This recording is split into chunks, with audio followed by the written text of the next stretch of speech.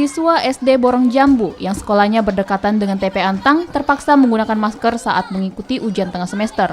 Hal ini agar siswa terhindar dari infeksi saluran pernapasan akut atau ISPA akibat menghirup asap sisa kebakaran yang terjadi di TP Antang hari Minggu lalu. Hingga hari Kamis kemarin, Dinas Kesehatan Kota Makassar telah membagikan 400 masker ke sejumlah sekolah yang berdekatan dengan TP Antang. Ini kenapa ke sekolah pakai masker? Karena ada asap. Asap. Asap dari mana itu? Dari TPA. TPA. Kalau nggak pakai masker bagaimana rasanya? Batu-batu. Batu-batu. Nggak enak belajar kalau pakai masker. Kalau nggak pakai masker. Berapa lama yang pakai begitu? Mulai dari hari Senin. Kadang-kadang itu asap masih apa namanya? Ya masih datang-datang.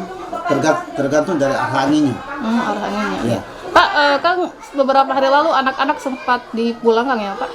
Ya, waktu hari Senin dipulangkan, artinya 1 hari itu. Terus di hari Selasa Rabu kemarin bagaimana, Pak? Normal pembelajaran atau bagaimana? Masuk kembali seperti biasanya, kan dilaksanakan MIK.